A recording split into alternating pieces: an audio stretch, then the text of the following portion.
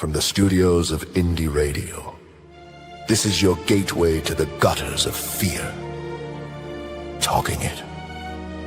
Welcome to Derry. Hosted by Kinte and Jen, we're diving into HBO's new event series, It. Welcome to Derry, the chilling prequel that uncovers how terror first took hold in Maine's most cursed town. Each episode, your hosts dissect the story, spotlight the characters, and connect the clues linking the show to its source. Stephen King's landmark novel, It, and the modern film adaptations that brought Pennywise to a new generation. Expect lore deep dives, Easter eggs, wild theories, and the fiends that float beneath the surface. Keep the lights low, watch the storm drains, and listen closely. And now, here is your program, Talking It. Welcome to Derry, with your hosts Kinte and Jen, on Indie Radio.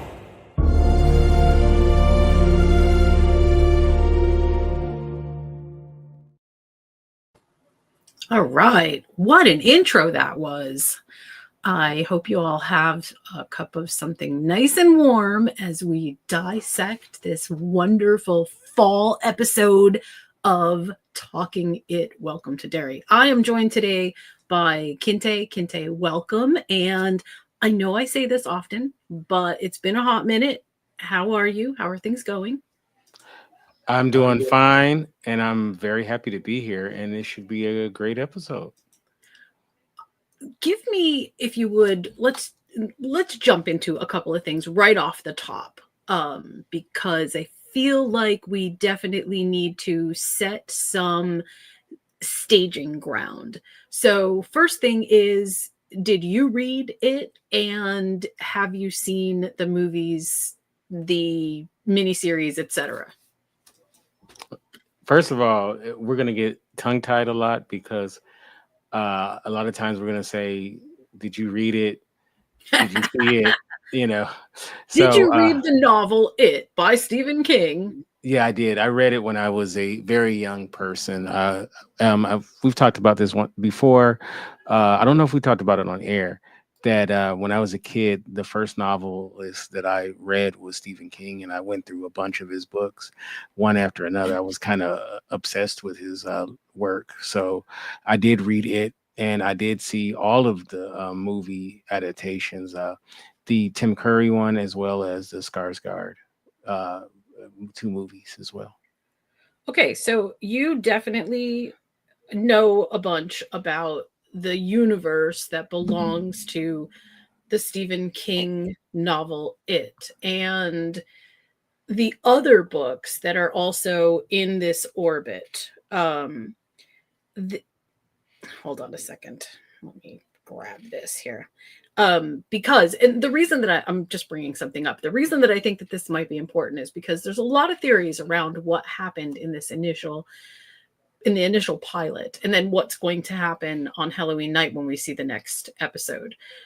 And some of this has to do with the lore that Stephen King created for the universe where It, the creature It, Pennywise and his universe piece, exist. And it crosses over into a couple of different things. So that's why I wanted to make sure that you had read the books and at least seen some of the material around it. And if I could put it out there to the rest of the podcast universe, there may be some things in here that if you haven't either explored it as a novel and or seen the 2 movies that are the direct prequel to this, they may not make a lot of sense. So it is 100% worth your time to at least go back and watch the movies and or read the novel. It's a super long novel, but it's well worth reading. So with that, give me your first impressions of the pilot episode. You don't need to do anything specific, but what overall did you feel? Well, I remember what was it, yesterday, the day before when I saw it? Mhm. I saw the first like 10 minutes of it, and 10-15 minutes, and I was texting you as it was happening, like WTF, because it was pretty out there the way that it starts off. Very effective. It definitely pulls you in, and yeah, it was something else. So I thought that was good. I thought they did a good job of establishing the characters and what's going on. And I really thought that the episode was pretty solid. So it's hard to know what to expect, being that a lot of times when you see these movie TV shows where they adapted for television, especially this isn't necessarily part of Stephen King's novel, that they're kind of just making up their, you know, making it up. You don't know how it's going to go, but I thought they did a pretty good job. Yeah, I agree. From a production standpoint, it looks really good. I'm definitely very impressed with that. From a story perspective, which we will get into, there are quite a few very interesting things that happened in this first episode that might be really interesting to chase. I guess that's a good word. So one of the interesting things that happens, and let's just recap a little bit about where we are. So we're in the 1960s, and this is a direct tie to the first movie when we see the Losers Club getting together. This would be the 27-year jump prior to that. So Pennywise has been dormant for 27 years after the episodes that we're going to see for Welcome to Derry in this season. What we don't know at this point is how Pennywise behaves differently or similarly. We saw a little bit of it. And what might is he learning? Is he doing things different? Those kinds of things. I feel weird calling it a he, but I mean, he manifests as a he, so I guess it's okay. It is just so perfect because, yeah, we know that Pennywise is an it, not it's an alien. It's not us. So yeah, kind of works. So the next question that I guess I have is, we get the sort of backstory between the missing kids, Teddy, Phil, and Lily, right? They're out looking for their missing friends. Oh, I shouldn't say that they're missing. That's a theory, but I'll get into that in a second. Let's get into Teddy, Phil, and Lily. They're looking for missing people, right? How do you, Hmm. or what do you think is, how was that established for you? Did that feel like it was a good, like the pilot sort of opens with something super similar? How do you feel about all of that? No, I mean, I thought it was very super effective. I thought that I really enjoyed how they established everything in this episode. They did a great job of telling you, in that opening was very effective, and I thought that it was done very well. Okay. Can I ask you a question though? Yeah. Um, I can't remember this character's name on the screen. The Why? I don't know why I'm getting that. I'm not seeing it, Kinte. Oh, okay. Oh, Oh, there you we go. can. I got him. Uh, Yeah, that's Teddy. Phil. Teddy. Okay, Teddy. Teddy. Teddy. What was the deal with the binky? Oh, okay. So this is one of the things that I thought was super interesting was the idea of sort of like talismans, and this is something that Stephen King gets into a lot. This kid has been so abused that basically his comfort, his only security blanket is that in the same way that all of the losers had their own sort of quote unquote talismans, like, you know, there was the inhaler, there was the spike, there was the key, there was the all of that stuff. Everybody had their own. And that, I think, is exactly what that's supposed to represent. But I mean, on top of that, it is really supposed to represent that he was so abused by his parents, guardian, whoever, that the trauma was big enough for him to regress in that way. Does that make sense? Yeah. But I think that this is going to come into play later. I absolutely do. Mm-hmm. Because I don't think, I mean, from what we understand, there is definitely a bit of a disconnect between what we see in that sort of opening where he's escaping the theater and he gets into the car and they're leaving Derry, but they're not leaving Derry, and all the crazy things happen in the car. And then clearly he's dead, but is he actually dead? Or, you know, I think this is going to be a recurring theme. For a minute, I was like, it's kind of like From. Yeah. If anyone's ever seen they this just show. keep leaving the town, but they never actually leave it. Right. And this mirrors very much what Pennywise has done in the past, where he brings up the things that you fear the most. And somehow I have a feeling that the baby might end up being a part of that, being ignored, not being heard, the things that create those really deep, dark experiences that you have that you don't even realize that you're fearing. That's what he's exploiting. And this is exactly why I bring up the question about whether you think that we are going to see a little bit more of that as we go forward. Like, again, is Pennywise learning? Like, are we going to watch Pennywise actually, by the time we get to the actual movies, Pennywise at his best? And if that's the case, then boy, we've got a lot of ground to cover, because people are not always as, not smart, but aware of what's happening. And so I just wonder how that's, what are your thoughts on that? You know, I really don't know. I think you know probably a little bit more than me about what they plan on doing in this show. I kind of purposely kind of stayed away from that just because I wanted to be surprised, you know. So I mean, so you're saying that you don't think Pennywise is full formed at this point as far as being the agent of chaos?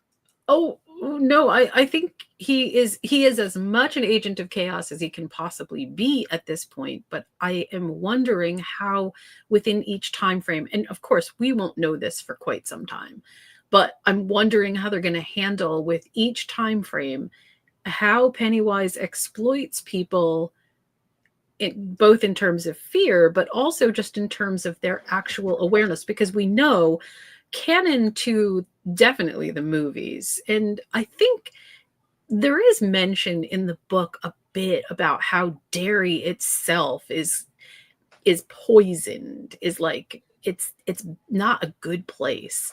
And the adults around the kids, the Losers Club, especially in Derry, seem to not just turn a blind eye, but literally can't see some of the things that are happening.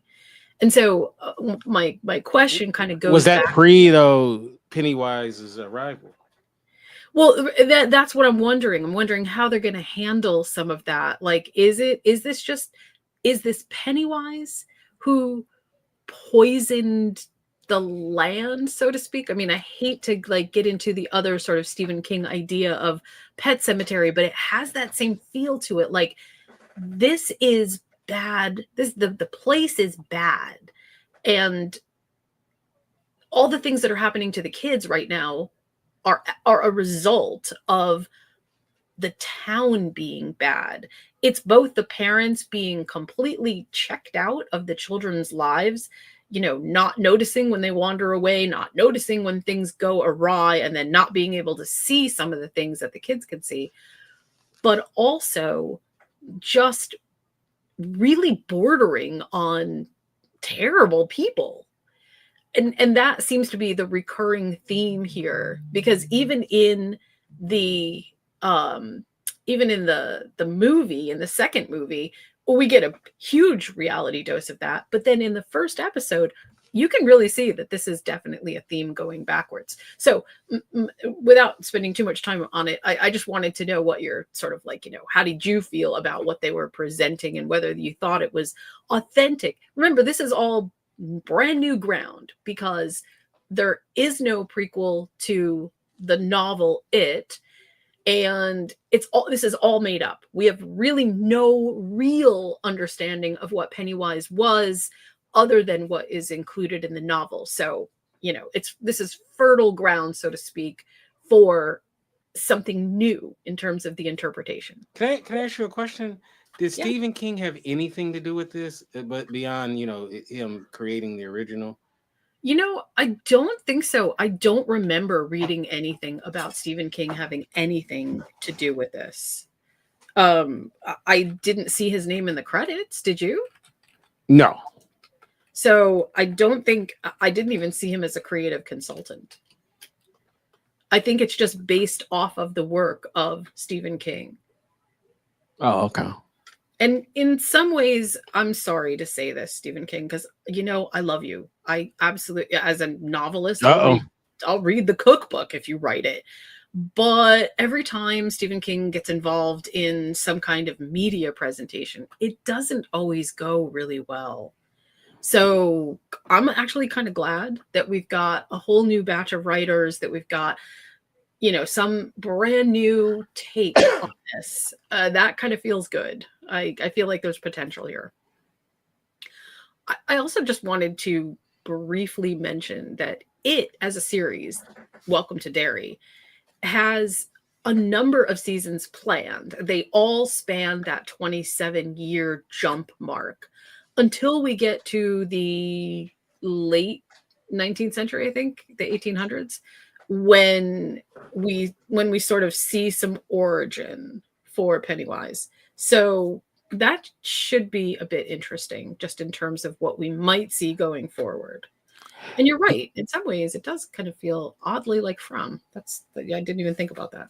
The only thing is I don't think the ratings were very good.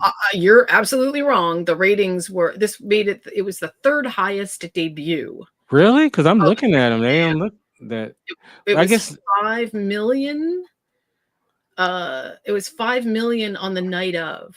Really? Okay. Because what I'm looking at, it doesn't say that. But okay. Well, that's good. I can actually hold on a second. I just actually saw Madeline Stowe is in this. Was she in the first episode?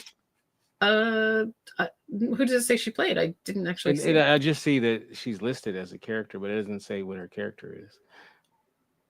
Let's see. It looks like our initial. Well, those were quite a while. Let's see. Okay, so according to the Hollywood Reporter, the audience was at, they've got it at 5-point-something million. So that's a fairly good 5.7 million. Okay, Wikipedia has it wrong then. My bad. So that's not bad. That's actually good. Also, Wikipedia oftentimes doesn't do the cross-platform. They don't get the cross-platform for a couple days. So that might be why. Oh, okay. And quick shout out to James Remar, Harry from Dexter. Right? He was fantastic, and it was good seeing him. He aged really well too, by the way. I have a feeling that this is going to draw quite a few people into it. I don't know. We'll see. Mm-hmm. Okay, so one of the other things that um, that I really wanted to get your take on was after the um after as we're watching what is happening between Maddie and Lily. Okay, so these are the kids that end up on the tower, right? Mm-hmm. And we actually see the tower a couple of times in the movies as well. So it's definitely a central point. Um, I just, what do you think about that? One of the things that is so interesting to me about the way that Welcome to Derry works is it's kind of a hand in hand companion with the movies in the sense that there's one of the biggest central tenets is unrequited love. And I kind of like that because it's one of the things that we see with Bev and both Ben. Well, let's I guess the unrequited love is with Ben. And how easy it is for these things to go awry. I mean, these people are kids that, they're not they're not basing their relationship understanding on anything very deep. And I do kind of like that because it sets everything up in a similar way to the way that when Georgie disappears, you have this whole feeling of guilt and, terrible angst that you should have been able to do something. So what did you think about that? I'm so sorry. You cut out the last bit. I'm sorry. Just say the last bit again. I just said, what did you think about the relationships between the characters, but specifically between between Lily and Teddy? Well, one thing about that I will have to say about I'm sorry, Maddie, not Teddy. Right. I get what you're saying. One thing I have to say is that all it going back to the movies as well as this is that the kids it's like a loss of innocence, right? To a certain degree. So the kids have kind of adult relationships, but they're kids. Does that make sense what I'm saying? Yeah, it absolutely does. I think that's what makes it that's what gives us sort of our connection to them. It Right. works. Yeah. So that's one thing that I've noticed about it is that although they are children, but they kind of live an adult life in a way. So even in their relationships with each other, so that's the thing that I noticed about it. But I have a once we finish this segment, I have something that I wanted to tell you. Okay. I would add to what you just said that the reason I think that they are behaving in adult manners is because the adults don't have as much to do with the kids as maybe a normal family would. And because they are hurt or damaged in some way, it makes them grow up very quickly. And that I think is what we are seeing. We're seeing all of their trauma even when we don't know exactly what the trauma is. So go ahead. What would you like to bring up? Oh no. Yeah, which I think is it's a really good point too, because I think needs to be understood that the trauma that's going on in Derry like morphs everyone, especially the children, into something like an other or something else, which is it's always sad when kids can't just enjoy being children, you know what I mean? Right. Yeah. But we all know that this is a Stephen King trope. Right, for sure. His kids don't get treated very well. Okay. First of all, actually, you may already know this, but this character right here, who really didn't have any lines or anything, but you saw him. Do you know who he is? You know who he is? No, I don't. Although I would love to discuss this part too. Who is he? Okay, he is uh Dick Halloran, the character from the Shining. That's the Oh, same. no That's him as way. a young man. Yeah. So Wow. yeah, or Richard Dick, whatever. So I think they call him Dick on this. But yeah, that's who he is. So it'll be really interesting to see Ooh. where that goes. But yeah, I when I was doing some little research, I was like, wait a minute. When I recognized the name, and I was like, yeah, it's the same character. Oh, that's crazy. Yeah. So Okay. I'm pretty sure I wouldn't be shocked if there's other characters from other Stephen King uh properties that may find its way in there. Because they did that show. You watched it, but I didn't. The one Castle in Rock. Castle Rock, right? Yeah. Where all these characters were in and out or Yeah, it whatnot. was a convergence of a lot of Stephen King, sort of the characters moving in and out of that particular universe piece. And it, If it was pretty good. if you don't mind, maybe near the end of the show, maybe you can opine what other characters we could possibly see. Or I mean, what is a possibility that we could see? Maybe not based on any knowledge of it, but who could possibly be in Derry. Well, Yeah. I will start by saying that one quick thing that I do think we may end up getting some crossover with, although I don't know for sure, but Mhm. um is the the not the characters themselves, but the ideas that are brought forth in the truly terrible movie, but really actually kind of good book, Dreamcatchers. Oh, okay. I never even seen that. I didn't read it either.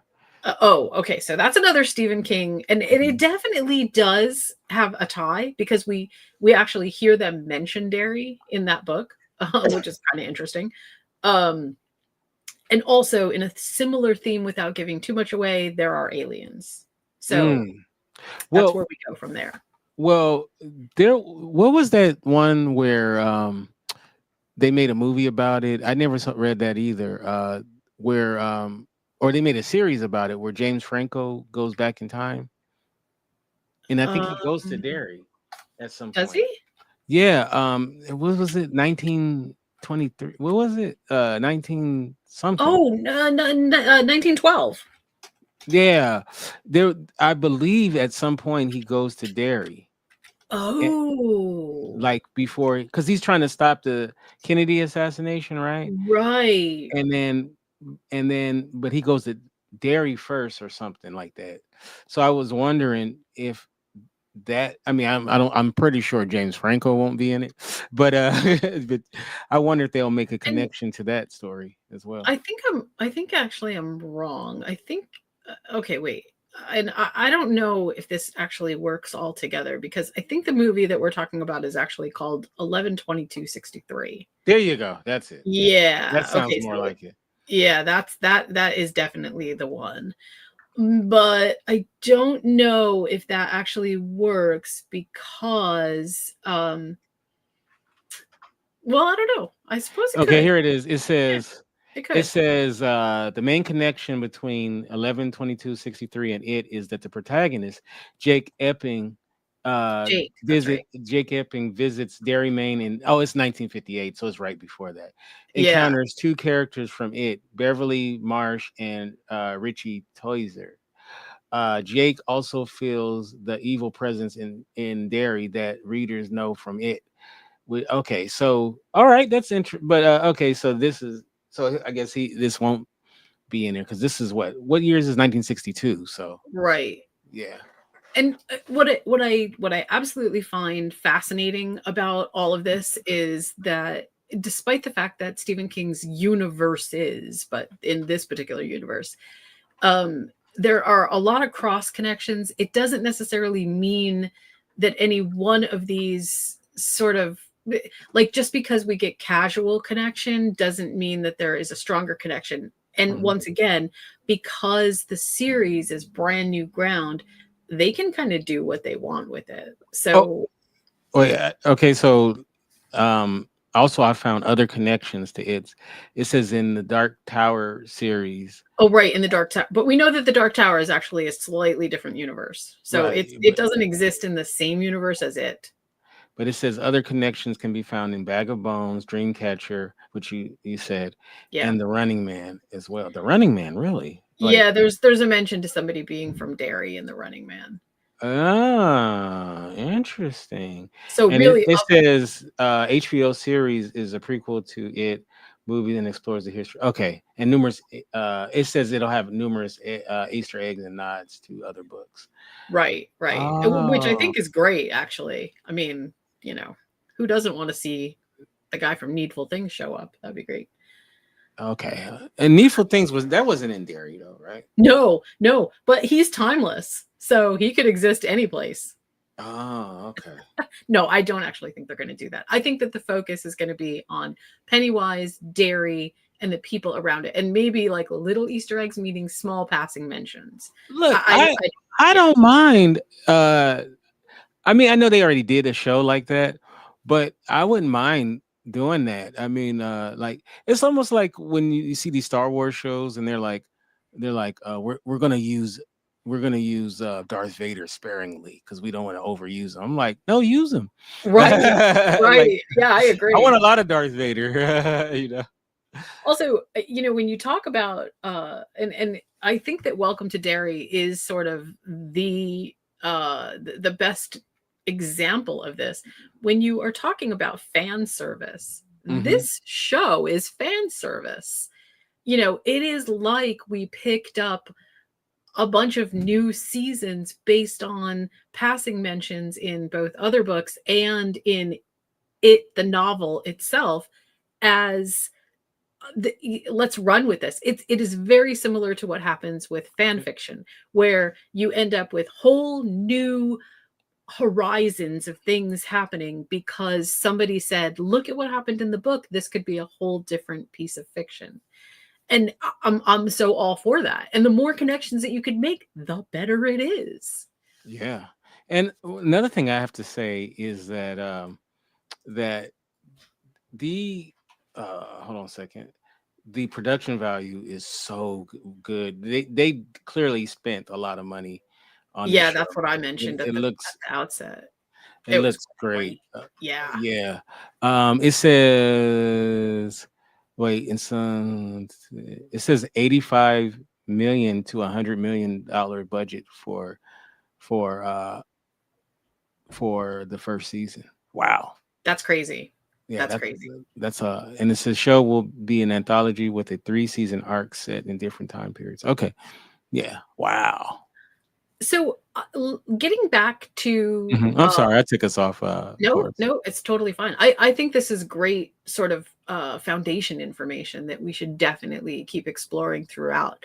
But I did sort of want to talk a little bit about especially Lily, because Lily seems to be okay. So nobody believes Lily about the drain, and they are having a hard time sort of feeling as if there's some kind of truth behind what she's saying until they begin to experience other things themselves.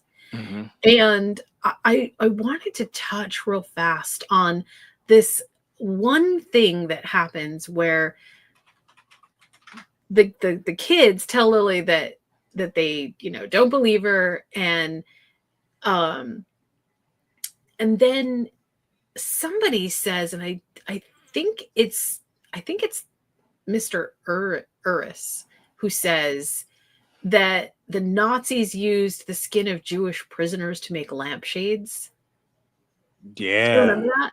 Okay, and then the light switches on at some point, and it absolutely is a face. Yeah. That Uh, was crazy. That this was guy so right, you're crazy. referring to. Yeah.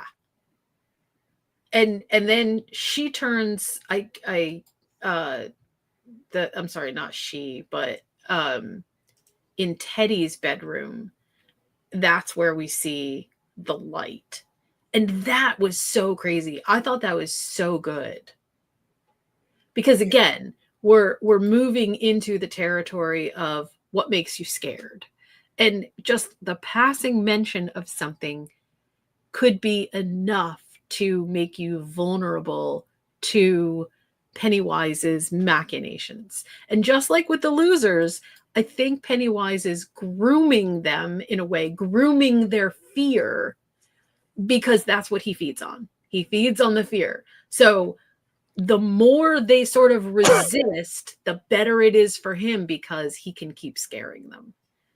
Right? You know, the little girl who goes underneath the bleachers, and he easily persuades her to come forward because just like her, he is disfigured, or, you know, he thinks that people shouldn't be judged by the way that they look. And then she's got that big port wine stain on her face. Those things matter because she just said, oh, okay, you're just like me. I'm okay. I slight hesitation, but I'll come closer.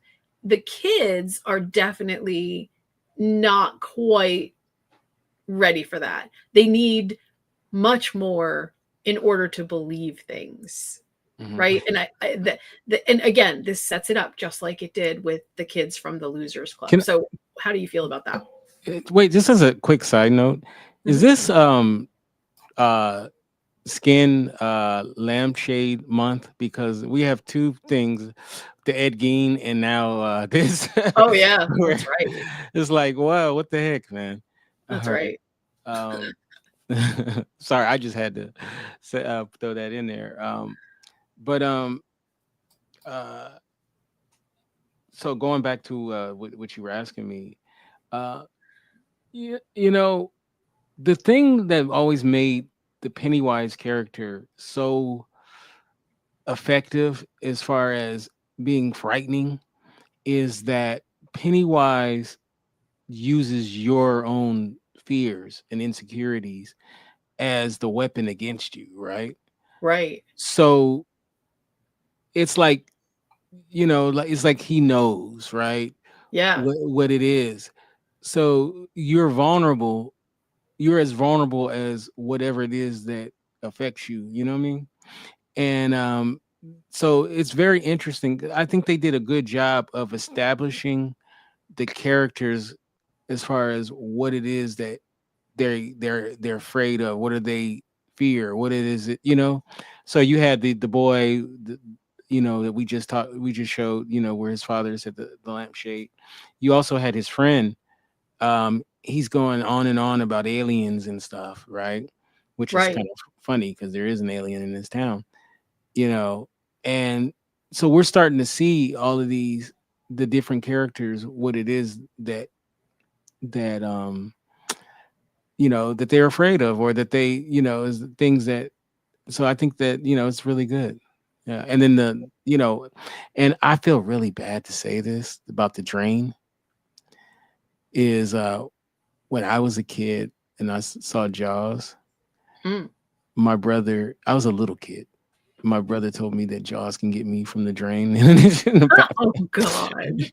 and I believed him. So, you know, in a very similar way, we have a cabin up on Lake George, and of course it's Lake George. It's fresh water. There's no sharks in the water, and I was scared to death, thinking that there could actually be sharks in the lake until a grown-up basically said, "Nope, scientifically impossible. There's no such thing as sharks in the lake." And then my cousin started chanting 3 feet of water, 3 feet of water, as if like the shark could magically appear because 3 feet of water. It was crazy.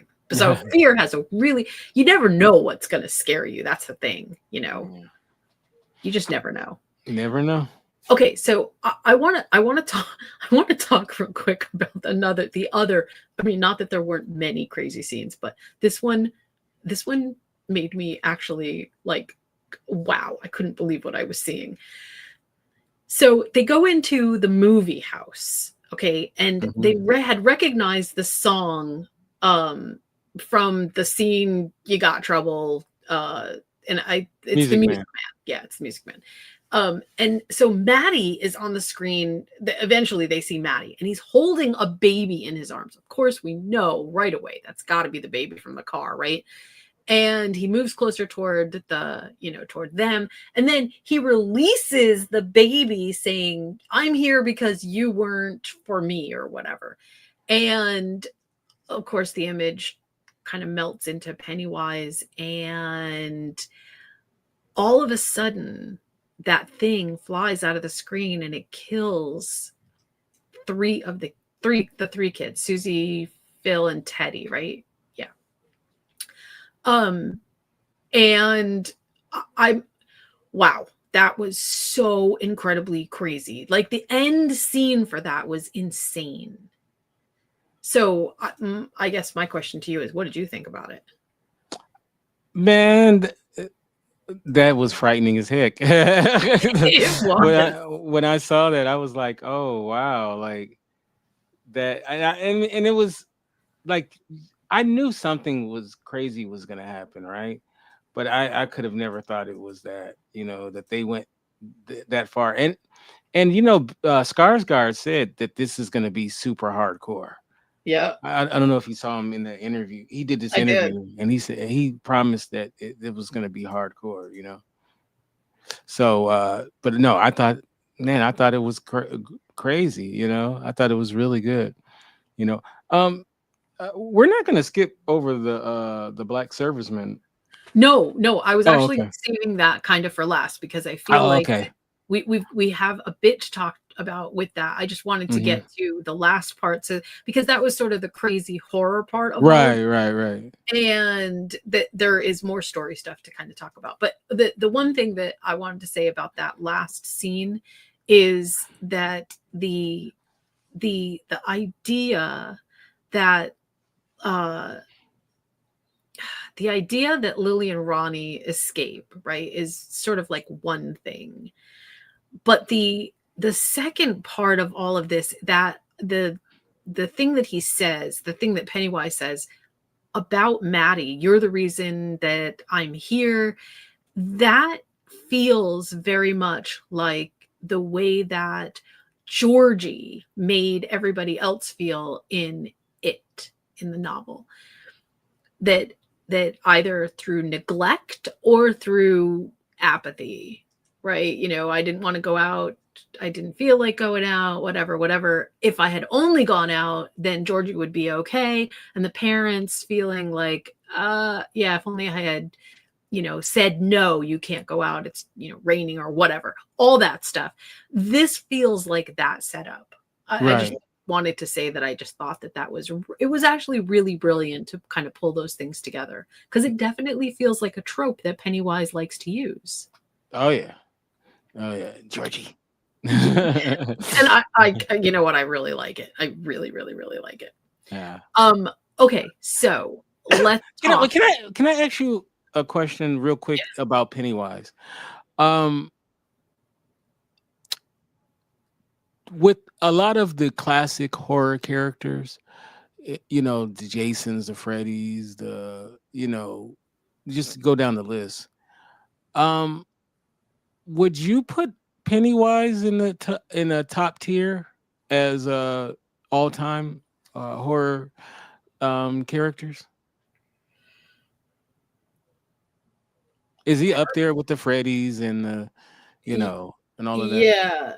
I actually think that Pennywise is quite a bit more insidious than a lot of the horror characters that we have. And let's face it, a lot of horror characters that we have really rely on I guess I'll call it a trope of stupid teenagers.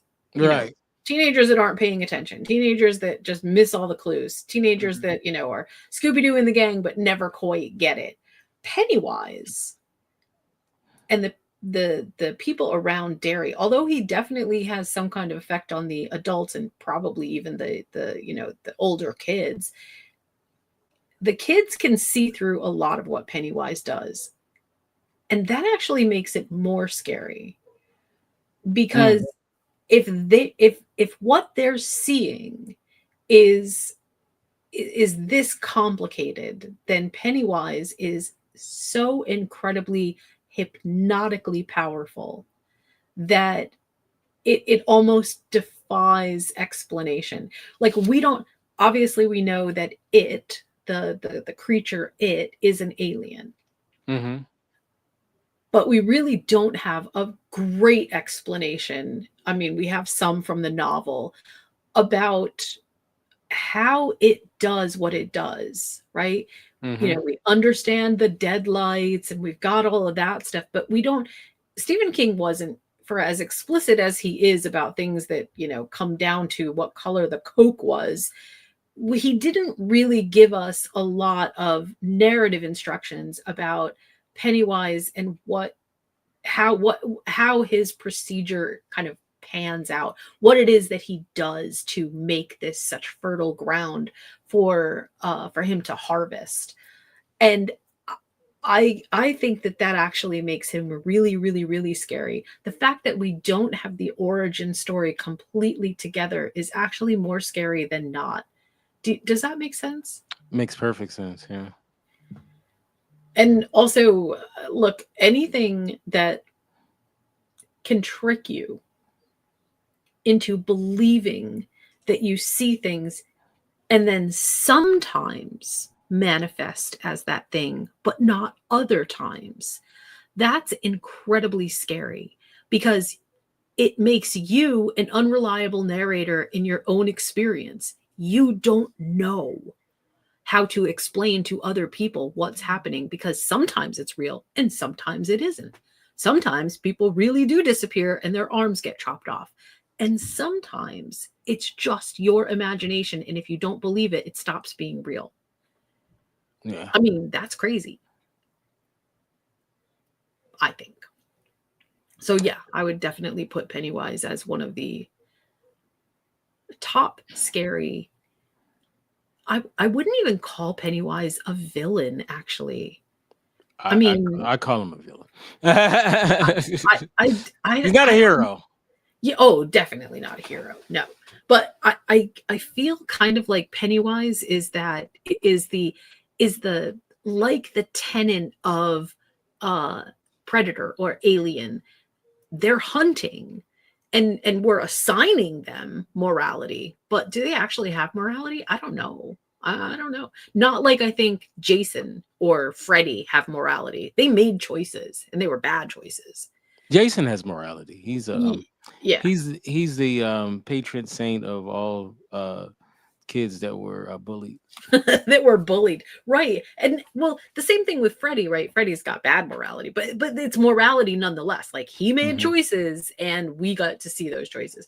Pennywise, I don't know if there's morality choices in here or if it's just raw hunger that is gnawing at it so much. I don't know, but maybe we'll find out. Maybe we'll actually discover, some darker intentions.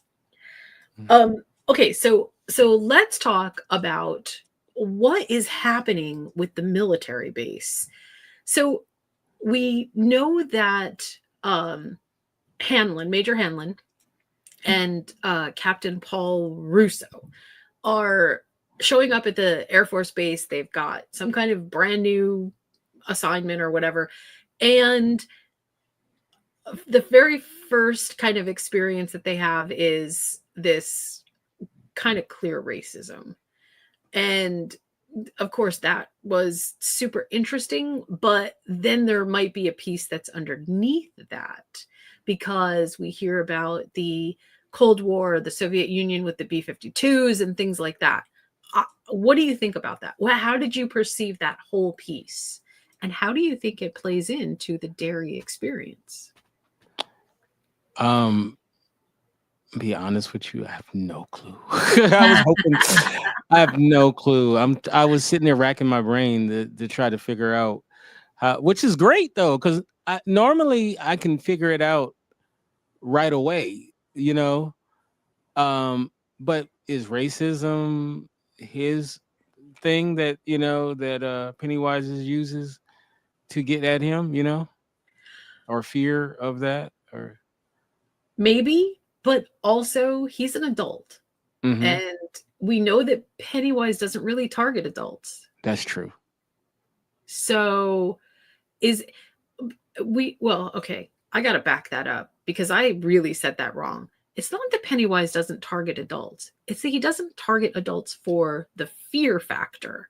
He targets adults to be mean, mostly to kids, but I think there's a general pervasive sense of anytime things are hostile and chaotic in Derry, it gives Pennywise, more of an opportunity to feed and the opportunity to, bring kids down to the depths. Does that make sense? Yeah, it does. I feel like that's got to play some part in this, but also I don't know. I don't understand quite what the tie-in between the B-52 mission and that special projects thing from the Air Force is, unless maybe they know about Pennywise. Okay. And Okay. that, the US military is always looking to somehow harness the things that they think will be a weapon. Kind of like The Mist. Remember The Mist? Yeah. Stephen King as well, where they were messing around with something and opened a portal or something like that. Yep. And it got out of hand. Right. Wow. And I kind of wonder if that might not be where we are headed with this. I guess time will tell, but I'm real excited though to see how this plays out. And Dick Halloran too. I really want to know where that's going. Oh yeah, absolutely. I'd like to redraw our attention to just one quick thing again. And this, again, because I feel like this is going to be an extremely meshed theme that continues to kind of wind its way through. There was a scene in the pilot where Charlotte starts to understand that people in Derry are not behaving the way that they should. And it's when there's a bunch of kids and they're beating up another kid. And she steps in and she's like, this isn't good. But nobody in the background, people are passing by and nobody is intervening at all. Like, that's not small town behavior, first of all. But secondly, it's not normal behavior in any sense of the word. You don't just walk by while a group of people are brutalizing a little kid. And I think that idea of bullying is maybe bigger than we even understand. And maybe it ties into Pennywise sort of like, again, priming the pump for the more substantial fear that he can feed off of, right? You know what I mean by that? Mm-hmm. So I'm excited about where this season is going to go. I think I'm actually more excited about the idea that Derry is actually sort of in and of itself responsible for what's happening, that Pennywise is so powerful that he can act, his reach extends all the way through Derry. And just as a side note, one of the reasons that I think that really does make sense is because when the losers, except for Henry, right, leave, they all forget what happened in Derry. Everything has to slowly come back to them, because the hypnotic effect that Derry had on them is broken when they leave Derry. And I think that this might make a lot of sense if the military is involved, why we don't see the military as we flash forward, why they're not even involved. Because if they have to leave, they will forget. Do you know what I mean? Yeah. It just becomes sort of a thing that happened, and then all the rational explanations. Well, I had a rough childhood. Well, this happened, that happened. I don't really remember a lot of it, but yeah, it was just an experience, and this is the way that I am now. I think that's going to have a big part in all of this. Wow. I didn't even think about that. That was very good. Well, I thoroughly enjoyed the pilot. I know we didn't talk about a ton of the specifics, although I think we talked about plenty of them. Yeah. I would love to explore a bit when the next episode comes out, and the next episode comes out on Halloween, so kind of cool. Really? Because I Yeah. looked it up and it says the second. You sure? I thought that they said, I thought HBO Max said they were going to release the next chapter on Halloween. Let me see. Is that changed? Let me see.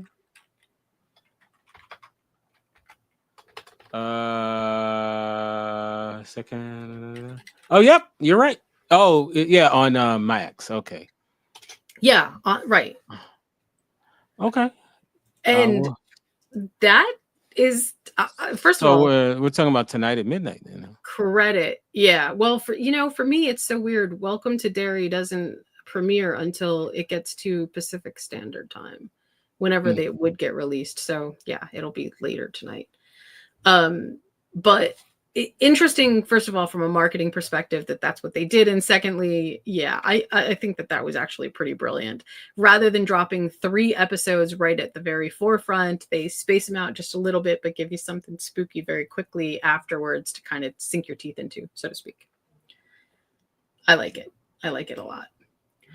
So I think I'll sort of end this chapter of the podcast by saying I'm really invested in this. I was really invested in it before.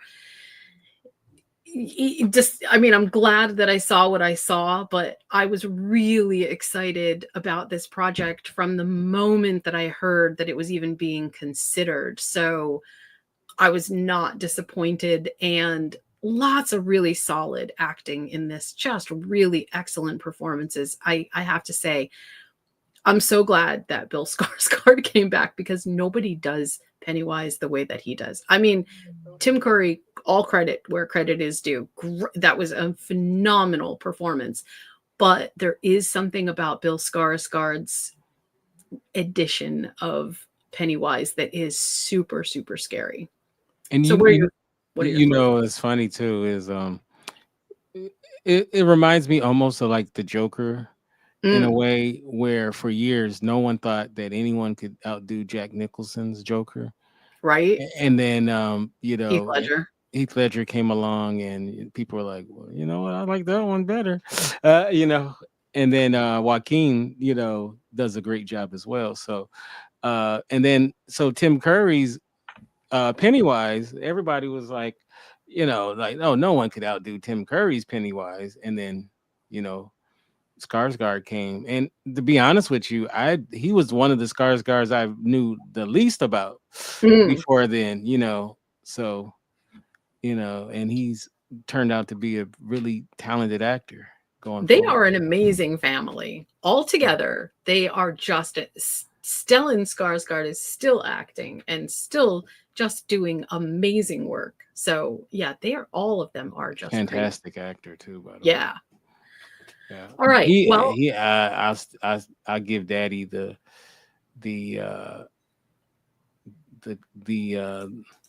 award for the best Skarsgård actor. Absolutely. Just the body of work that he has behind him is it's insanely great. So right. Well, we'll end the podcast today by saying that we've got a lot to explore as the episodes progress. Lots of good things to sort of mull around, and we would love to know what you're thinking about the episodes as well. Let us know what kind of questions you have that you want answered. And yeah, once again, I'm just going to say this was good. This was really, really good. So you cannot find me at this point on social media anymore. My website is down. I am a hot mess of being on and off the internet. But Kinte, how can we find you on social media, and give us a rundown of the things that are coming up for Indie Radio? Yeah, you can get me at Kinte Ferguson. That's Fergerson on Instagram. And we have a bunch of stuff coming out. We're gonna do some more horror flicks and chill. We're gonna do the Spotlight Music Edition as well. Nice. Actually, I'm gonna tell this real quick. We're about to do an interview. I'm sure I know you've seen The Silence of the Lambs, right? Absolutely. And the very famous tuck dance scene, right? Oh yeah. There's a song playing, and it's called "Goodbye Horses" by a group called Q Lazarus, Oh and nice. Q Lazarus was fronted by a black woman named Diane Lucky, and even though that song is is iconic with that movie, and Jonathan Demme used her in four different movies, she never could parlay that into success. So in '96, she gave up. She gave up music, and she just raised the family and whatnot. And people tried to find her for years, and they just could not find her because that song became more and more popular. And in 2019, a documentary filmmaker, she was a cab driver, and got into her cab, and she was a big fan of Q Lazarus, and she realized that it was Diane Lucky, Oh and wow. she got her to allow her to film a documentary about her. And unfortunately, she died 3 years after that. And So she made this documentary about this artist. So my first episode will be an interview with the filmmaker, and so we're just finalizing the actual date where we're going to do the interview. But I'm looking forward to talking about this because they weren't a huge group, but that obviously that scene is very iconic, Right. and the story is pretty phenomenal. So that's one of the next things I'm going to be doing. And then we have our programs that we're going to do, and we're going to start doing Alien Earth. I haven't watched Alien Earth yet. I started Woo, on the pilot episode. you are in So something. I was kind of surprised a little bit about the tone. It feels very similar to the original movie in a lot of ways. So I didn't realize that was how the tone was going to be, which I like it. I like it quite a bit. So I don't know about if I like Timothy Oliphant's hair and his eyebrows. It's kind of throwing me off, but I don't know how I feel about that so far. But yeah, so I'm about 30 minutes into the pilot, and then I'm gonna finish it, and then we're gonna record an episode, and then so you've seen them all, so we're gonna I go did see them all. from the standpoint of someone who hasn't seen it, so there won't be spoilers in it, and then someone who has seen it. So that should be very interesting. So, It's but yeah, I think if you like Pennywise, if you like Welcome to Derry, you will definitely like the Alien series for a lot of the same reasons. One, there's sort of the nostalgia piece that's attached to it, like Kinte said. But two, there is a really strong thematic piece here going forward that really the undertone is what sort of makes you human and how do you react to things when you are human. And this is all part of Pennywise's universe, right? Not Alien isn't, but the Pennywise universe of when you are human, you are capable of fear. And I think we're about to discover why that is so important. So yeah, lots of really cool things. I think the Alien Earth piece, if you do like shows like this, you will definitely like it. So yeah. So with that said, and also we're gonna do a horror flicks and chill on the movie Weapons. right. So Oh, that's gonna be yeah, so good. so I'm gonna rewatch that tonight so that I'll be fresh, even though I've seen it. And we'll talk about Weapons. I actually So bought that movie because I thought it was so good. yeah, it's definitely worth buying. Yep. Yeah. All right. All Well, right. we will see you next time. And thank you all for joining in with us. Bye.